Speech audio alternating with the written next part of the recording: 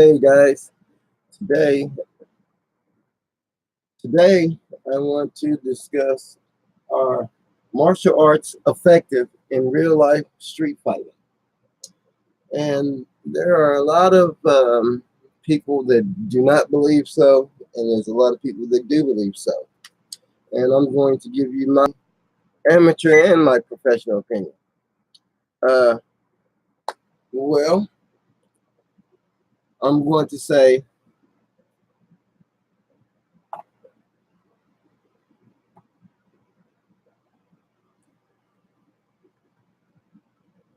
in just a second. Sorry, I was punching letters on the keyboard. But first, I'm going to say no, they're not effective.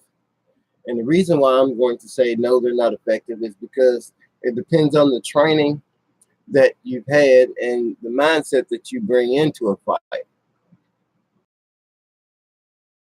Your opinion.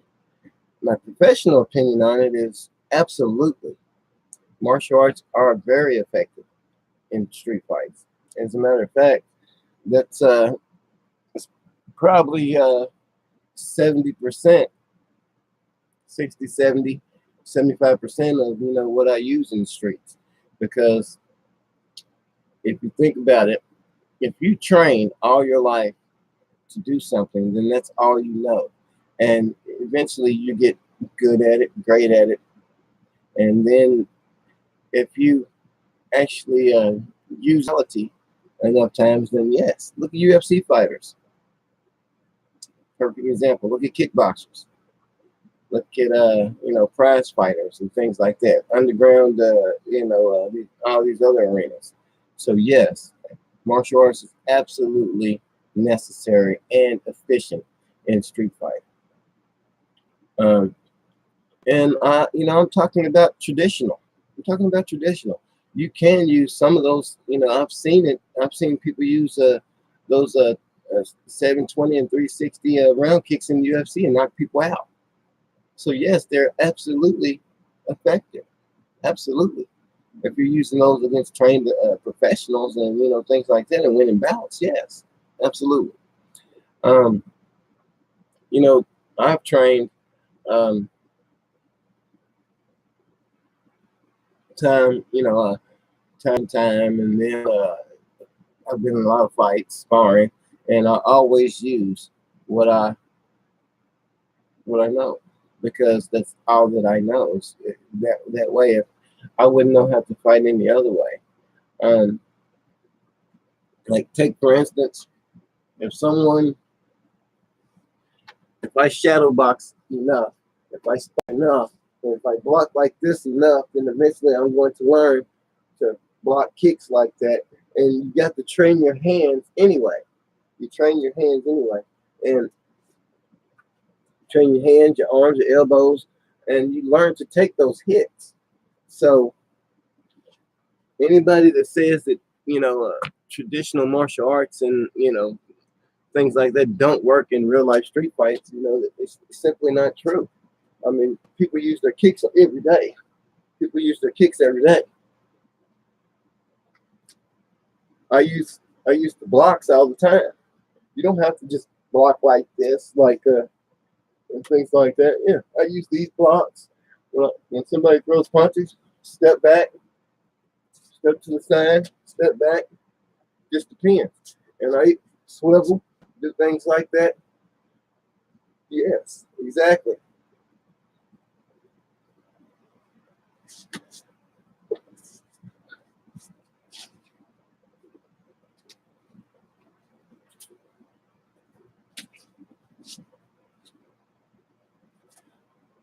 So I also like to use wrestling in my arsenal as well. So I mean, it doesn't matter what your martial art is. It can be effective if you use it against the proper opponent in the proper way and the proper opponent. I did see a video last night where they were saying pressure points kind of weren't effective, but believe me, pressure points are effective. Just depends on who your opponent is, how you use them. Always prepare for a different technique. You have to train that your technique might fail, and you have to move to another one. That's martial arts, guys. It's not doing one kick to the groin and expecting people to fall down. That's not what martial arts is. Martial arts is using different tactics if one to work. You have to tweak your movements. You have to tweak them. And some of them may not be the best of tweaks. They may not be the smoothest of movements and things like that. But if it works, it works. If it works, it works. That's my philosophy. That is my theory. So, you just have to keep working at it and use the martial arts philosophies. Use them. Use those pressure points. Use those techniques, and figure out ways to make them effective. You have to be able to judge people's body chemistry, their physicality, things like that. If it works on one person, it may not work on the other. If I do an open hand palm strike to somebody's rib cage right here, it may cave one person in as to another. It may not affect them because I may not have got the right movement on it, or I may not have been in the right position, or it may not have been as effective of a strike or as powerful of a strike or anything. Another thing is positioning. Another way is how you throw the strike. It's a big difference in throwing your strike this way and then throwing it this way. You know what I mean? It's a big difference. So different techniques have to be demonstrated and executed in different ways for them to work. If I throw an eagle claw, or a monkey knuckle like that, then to somebody's eye, then it may be effective. But if I throw it like this, it may not be as effective, because you know what? The velocity on that snap punch is it's gonna be like a piercing weapon. But if I do it like this, it's gonna be almost like I'm just pushing the person. So you have to think about these things. You have to use different velocity and everything for these certain types of movements. Like if you want to do a palm strike to someone's forehead, like that, or something like that, then it may not be as effective as if you snap it back or use the waist and come off the leg and do it. Every movement may not be the same. That's exactly what I'm getting at. So, thing is, fight hard. Try different ways to execute your punching. Try different ways to execute your kicks, your elbows, your knees. Don't just bring them around and go straight through. Practice snapping them back, then practice going straight through. Practice, leaving them there opposed to snapping them back. Just different things. And the exercises to do these martial arts are essential.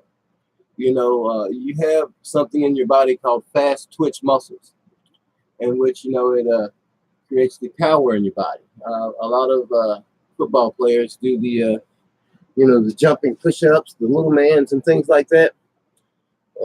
Because they do a lot of pushing off in football, so those may be good for your palm strikes, or even for you pushing people off if you're in different martial arts and things like that, grappling and jiu-jitsu and things like that. So do sprinter runs. If you're sprinting and things like that, it's good for your leg power, your leg endurance, and leg speed.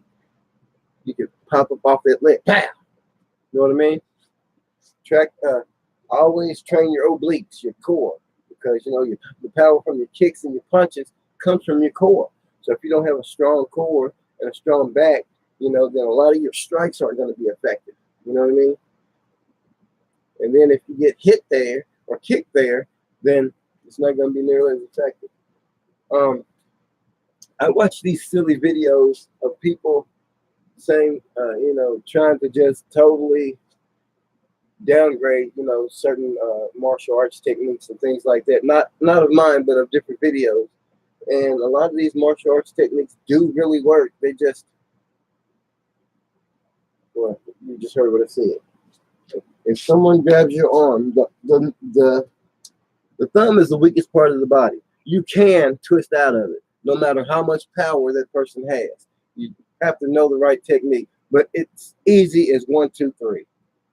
Try it with your partner. Simple as that. That's all you're doing. Starting palms up or whatever the side is. Good.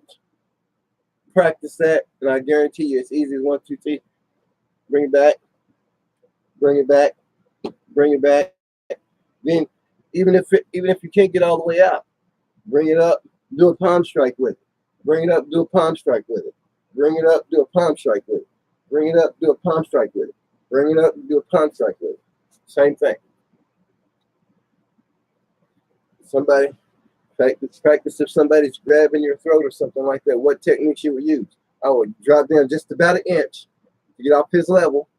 Put one arm in, then bring the other arm up to palm strike right in the middle, right in between his arms right here. Come down one level. And then do an upward palm strike to his nose. Yes, I love palm strikes because they're very effective. Right to his nose, right to the bottom of his chin, and make it effective too when you do it. Try to twist your body just a little bit to throw his grip off just a little bit, and plus it'll relieve some of the pressure from your esophagus. And just that's it. So let me think of some more movements to try to help you guys today. A lot of people think that people stand this far back when they're choking them, when in reality, it's kind of like this. You know what I mean? So, that's pretty simple. If they're like this, choking you, then you're within arm's distance of popping them ears. And yes, popping the ears does work. I know it works on me. Pop, pop, but you got to do it to where you're using the bottom of your palms and you're at the bottom of the ear. At the bottom of the ears. You're at the bottom of the ears right there. Even right behind it, just a little bit, but make sure you get the ears. And those are very effective.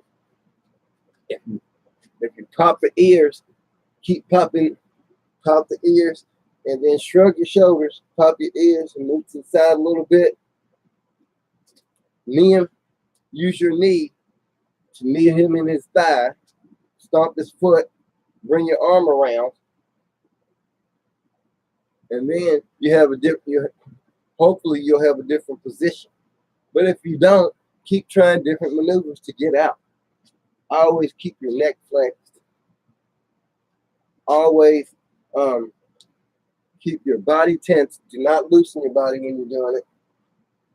Put your hands inside of his to try to get to his thumbs to relieve some of the pressure, and try to bring him into you a little bit more so you can reach his groin. Now, don't expect that one knee to the groin to take somebody down. It doesn't work. Keep using that knee to the groin and then pop those ears and then go for a palm strike. Keep striking until the opponent is down. So that's all I have for you for this morning. You guys make sure that you go to YouTube and get on Charles Wofford Martial Arts. And I'll talk to you guys later. God bless you, and you have a blessed day.